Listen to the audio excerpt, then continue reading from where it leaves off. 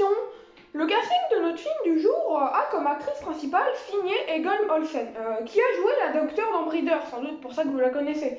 Film assez mauvais, dont on reparlera plus tard dans la critique, et signé Egon Olsen fera une performance assez mauvaise, tout de même.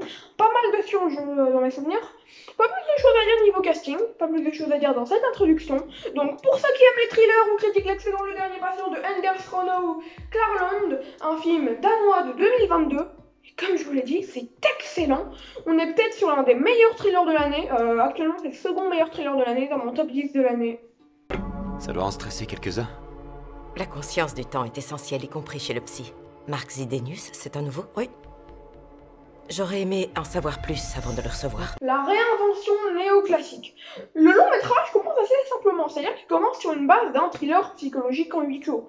Mais le film a un point de vue dans son deuxième tiers que j'ai trouvé extraordinaire. C'est-à-dire que à ce moment-là, il n'y a ni antagoniste ni protagoniste. On est sur deux personnages contraires mais indiscernables. Clairement, c'est waouh.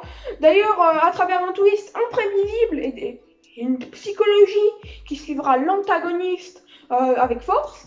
Après, le film ne reste pas sur ce parti pris, mais c'est réellement la plus grande qualité du film. Par la suite, l'antagoniste, désormais confirmé, c'est pour ça que je ne mets pas de guillemets, est dans un déséquilibre à la limite du poétique, c'est-à-dire que le film il apporte quelque chose de très fort là-dedans.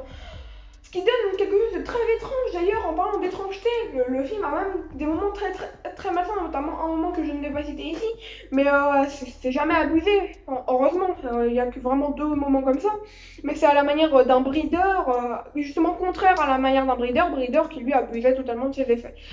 Étrange. Revenons à la tension qui est appuyée par le jeu sous stress de signer Egon Olsen.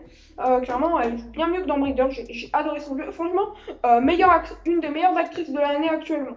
Toute cette tension est appuyée par un scénario minutieux qui rajoute une inéluctable fin, annoncée pourtant depuis le début. Étant donné qu'on aura même des petits flashbacks vocaux, c'est-à-dire qu'on réentendra les voix des personnages, mais l'image sera nouvelle. Donc, très normalement, notamment la dernière image de fin où on entend quelqu'un dire quelque chose, et en fait c'est un truc qui a été dit avant par rapport à une image du présent, vous comprendrez quand vous verrez le film. Mais j'ai trouvé ça waouh. En fait c'est hyper scotchant comme scénario, hyper minutieux.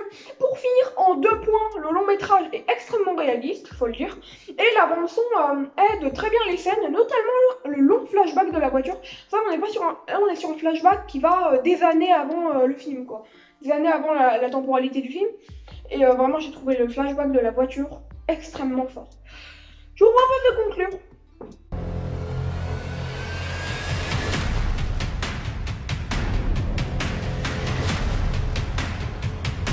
Conclusion, tout simplement, Le Dernier Patient est un coup de génie, un film qui apporte un peu de peps au thriller, qui se situe un peu moins au niveau d'Inexorable, mais qui est bien mieux qu'avec The Hunt, Decision to Live et The Northman. À son départ, il réussit à faire extrêmement bien quelque chose de classique, parce que oui, c'est un film néoclassique à sa base, puis il enlève une bonne partie du classicisme pour devenir l'un des meilleurs films de cette année. Un bijou de cinéma danois en somme et le second meilleur thriller de cette année. Ma note sur 20 sera de 16 sur 20 car clairement j'ai trouvé ce film incroyable, inattendu franchement. D'ailleurs c'est quelqu'un en fait qui en a parlé sur Twitter, qui disait qu'il allait le voir, et je me suis dit mais mince, mais j'ai vu ce film quelque part, je devais le voir. Et là, j'ai vu que ouais, il était dans ma liste de films à voir, et je l'ai vu et je suis pas déçue. Ciao, c'est Martin Mega, prenez soin de moi, je me sens de moi, mais d'abord, les films que je vais voir prochainement, il y a Hunuman et Nitram, et peut-être que je vais reprendre Shadows. Ciao, c'est Martin Mega, prenez soin de vous, et moi je me sens de moi.